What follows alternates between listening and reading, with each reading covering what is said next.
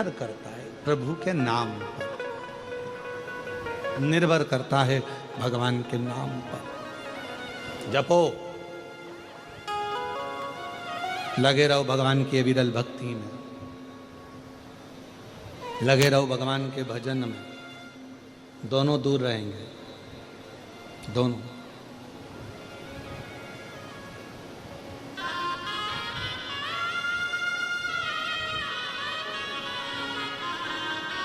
भजन करने वाले के पास भी बीमारी कम जाती है और भजन करने वाले के पास भिखारी भी कम जाता है। उसको मालूम है ये तो पहले से ही ऐसा दिख रहा है, इसके पास क्या होगा।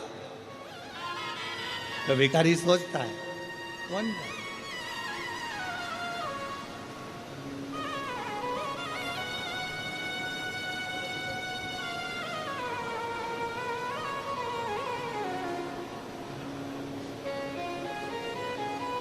दूर है। कथा कह रही है, भगवान शंकर का चरित्र कह रहा है। हाथी ने परमात्मा को पुकारा, कोई नहीं आया, तब परमात्मा आया, अपना गरुड़ छोड़कर आ गया। सीमा नहीं है मेरे भगवान।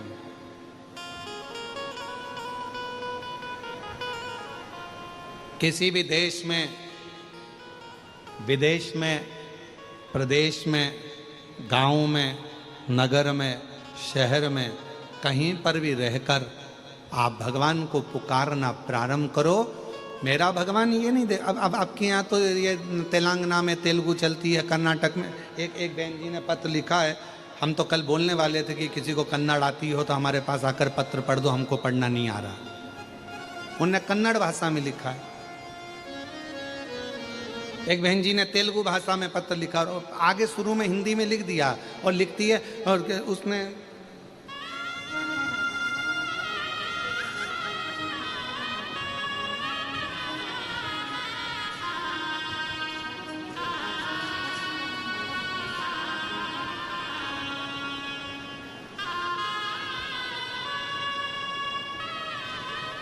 अब वो पत्र को ढूंढना पड़ेगा। उसमें उन्होंने आगे आगे हिंदी में थोड़ा थोड़ा कट में लिखा, मेरे को हिंदी नहीं आती है,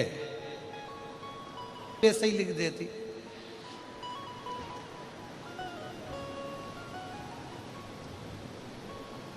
अब उसके बाद में उन्होंने वो पत्र में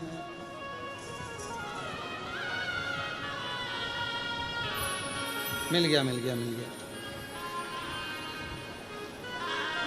अब ऊपर तो उन्होंने लिखा,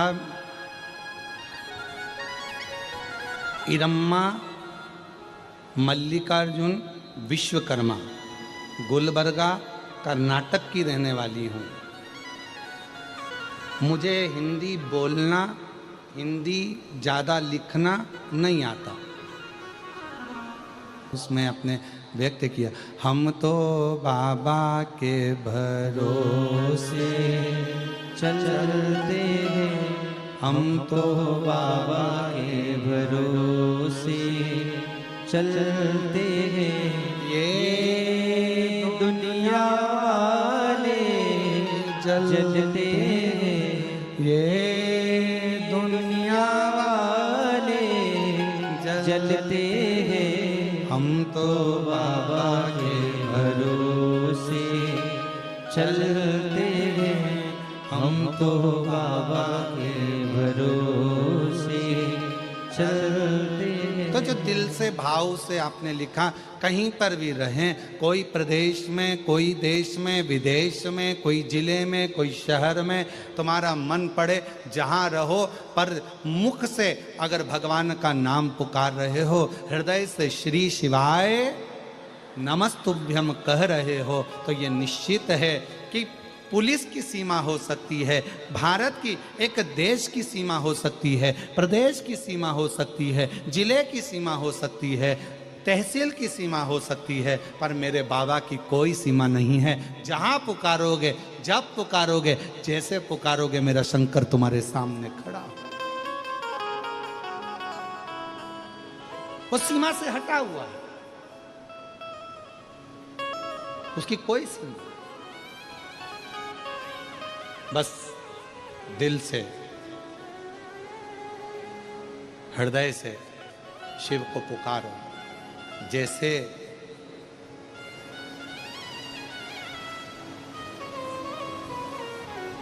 जिस समय पर माता सती के पिताजी ने, दक्ष प्रजापति ने यज्ञ रखा, सबको आमंत्रण दिया, सबको, पर माता सती जी के यहां कोई निमंत्रण नहीं दिया। और देवता क्या कर रहे थे? देव ऋषि नारद जा रहे थे तो कैलाश के ऊपर से जा रहे थे, इंद्र जा रहे थे तो कैलाश के ऊपर से जा रहे थे। क्यों? क्योंकि माता सती देखे और सती जी को लगे कि सबको निमंत्रण पत्र भेजा गया, पर मेरे पिताजी ने मेरे यहाँ ही निमंत्रण पत्र नहीं भेजा।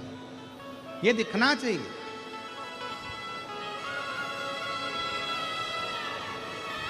सती मैया ने देखा इंद्र जा रहे हैं, सती मैया को कोई फर्क नहीं पड़ा। सती मैया ने देखा देव ऋषि नारद जा रहे हैं, सती मैया को कोई फर्क नहीं पड़ा। गरुण वरुण सारे देवता जा रहे थे, सती मैया को कोई फर्क नहीं पड़ा। क्यों फर्क नहीं पड़ा? कोई तुम्हारे ऊपर कितना भी नमक डाले, तुम्हें कोई फर्क नहीं पड़ता। कब तक? जब तक तुम्हारे शरीर में कोई कट ना लगा। अगर तुम्हारे शरीर में कोई घाव है तो जरा सा नमक लगेगा और तुम तिल मिला जाओ, तिल मिला जाओ। शरीर में अगर घाव है तो तुम्हारे ऊपर नमक का थोड़ा सा भी भाव आएगा और तुम तिल मिलाओगे। जब तुम्हारे शरीर पर घाव ही नहीं है, तुम्हारे शरीर पर कोई कट ही नहीं है, तुम्हारे शरीर पर कोई चोट ही नहीं है, तो कोई कितना ही नमक डाले, तुम्हारे शरीर पर कोई कितना ही नमक डाले, उसका कोई तिलमिलाहट आएगी नहीं। पर जैसे ही शरीर के ऊपर यदि कोई घाव रहेगा, शरीर के ऊपर यदि कोई कट रहेगा, शरीर के ऊपर कोई भी स्थान रहेगा, तो फिर वो नमक अपना असर करेगा, फिर वो नमक असर करता है।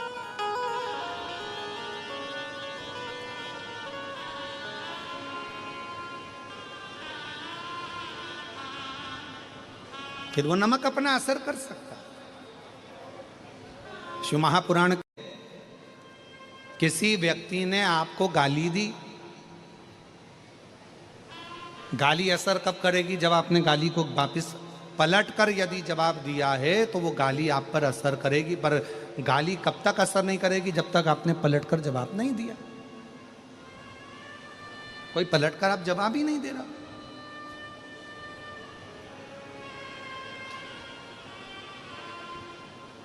किसी ने आपको अपशब्द दिया, ताना दिया, आड़ा टेढ़ा बोला, आपने अगर पलट कर जवाब दिया तो समझ लो आपने गाली को लिया। आपने पलट कर अपशब्द बोले तो मतलब आपने पलट कर उसने जवाब दिया है, तो मतलब उसने गाली को स्वीकार किया है।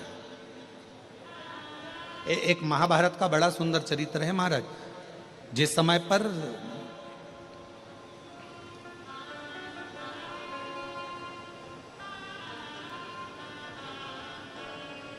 द्रौपदी के सोते हुए 5 पुत्रों को जब अश्वत्थामा ने मार दिया और भीम ने द्रौपदी के हाथ में तलवार पकड़ा दी और कहा, यह तलवार लो द्रौपदी, इस अश्वत्थामा को मार दो। द्रौपदी ने कहा, नहीं मैं नहीं मार सकती। अरे इस अश्वत्थामा ने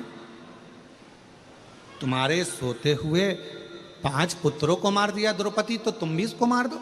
द्रौपदी कहती है, नहीं, ये मेरे गुरु का पुत्र है, मैं इसको मार नहीं सकती।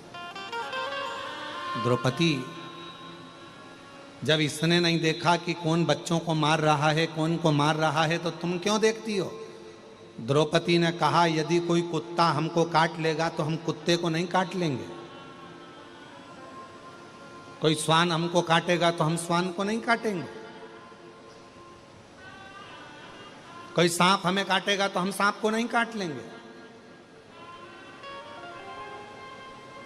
मैं इसको नहीं मार सकती।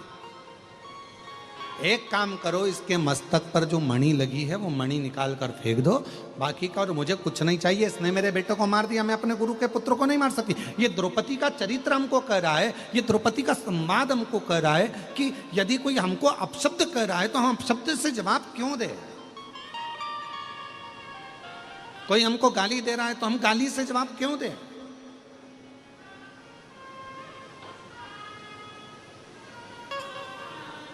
अगर हम पलट कर वही जवाब दे रहे हैं तो ये तो वही हो गया कि हमारे शरीर में घाव है। सती माता ने कोई जवाब नहीं दिया। नारद जी बार बार निकल कर जा रहे थे, इंद्रदेव निकल कर जा रहे थे, वरुण गरुण निकल कर जा रहे थे, 33 कोटि देवता दक्ष प्रजापति के यहाँ जा रहे थे। माता सती ने कोई जवाब नहीं दिया। आखिरी में हुआ क्या, जब देव ऋषि नारद ने देखा कि सती के चेहरे पर कोई सली नहीं आ रहा, तब देव ऋषि नारद माता सती के पास आ गए और सती से जाकर कहा, माँ आपके पिताजी यज्ञ रखे हैं और उस यज्ञ में सबको बुलाया, आपके पति को और आपको नहीं बुलाया। बस अब माता सती का हृदय, अब माता सती का दिल अब रोया, अब रोया। और शंभु शरणे मांगू घड़ी रे घड़ी, दुख काटो दया करी दर्शन। अब माता सती को लगा, और सती मैया को जैसे ही लगा तो माता सती ने अपने पति भगवान देवादिदेव महादेव से कहा, मेरे पिताजी के यहाँ यज्ञ चल रहा है, मुझे जाना चाहिए। शिव जी ने मना करा, सती मत जा। सती को समझाया, मत जा। सती मानने को तैयार नहीं, मुझे जाना चाहिए, मुझे पहुंचना है, मुझे जाना है, मेरे पिता के घर का यज्ञ है, मुझे जाना पड़ेगा। सती माता को खूब खूब भगवान शंकर ने समझाया, पर आखिरी में सती नहीं मानी और पिताजी के यहाँ यज्ञ में पहुंच गई। पहुंची तो देखा कि यहाँ सबके लिए स्थान था, पर माता सती ने देखा कि मेरे पति के लिए कोई स्थान नहीं था, मेरे पति के लिए कोई स्थान। नैनों से नीर माता सती के बह रहा था, आंखों से आंसू माता सती के बह रहे थे, नैनों से अश्रु माता सती के बह रहे थे। कोई स्थान नहीं।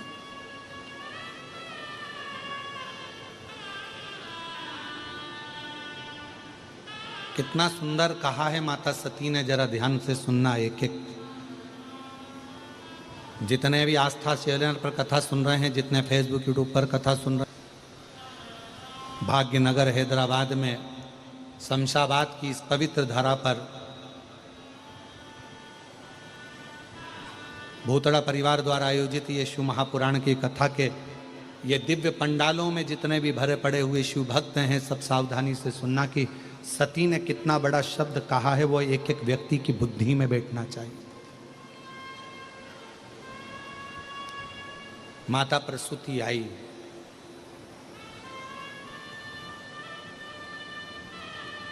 सती के सिर पर हाथ रखा, बेटी सती, बेटा सती, तू रोती क्यों है? तेरे नैनों में जल क्यों है? रोती क्यों है? ले,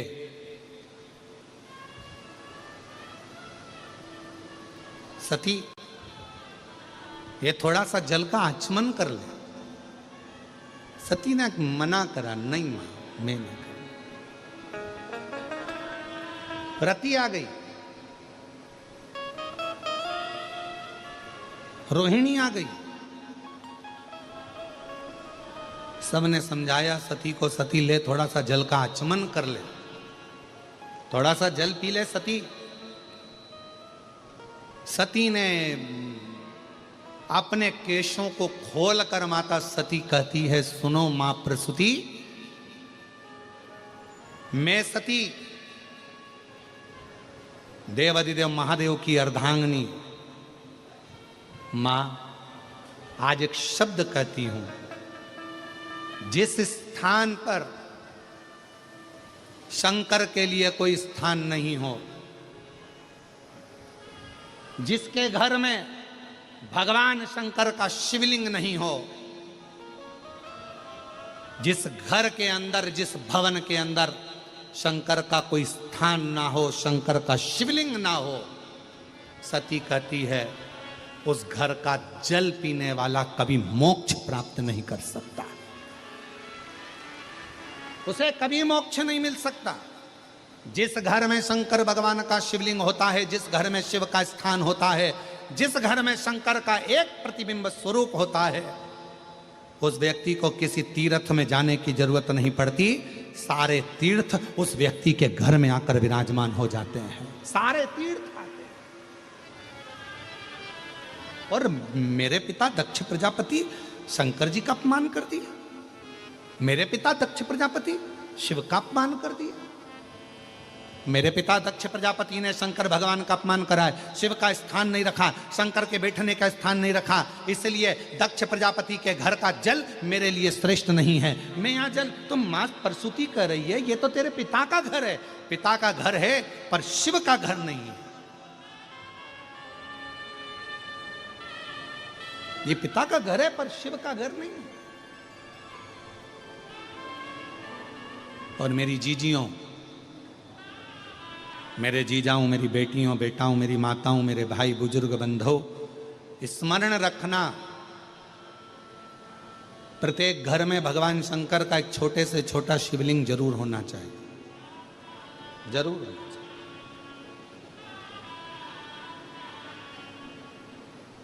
कल हमारे श्री ब्रजगोपाल जी भूतड़ा जी और श्रीमती दीपाली जी भूतड़ा जी दोनों एक प्रश्न कर रहे थे। कल उन्होंने कहा, गुरुजी हमारे पास में 2 शिवलिंग थे, तो किसी ने कहा कि एक शिवलिंग रखो, एक शिवलिंग हटा दो, तो उसको रखना चाहिए नहीं रखना चाहिए। हमने कहा, हमने कल भी कथा में कहा था, 1 से 1000 तक भी अगर तुम्हारे घर में शिवलिंग है तो वो दोष नहीं देते, वो तुम्हारा कल्याण ही करते।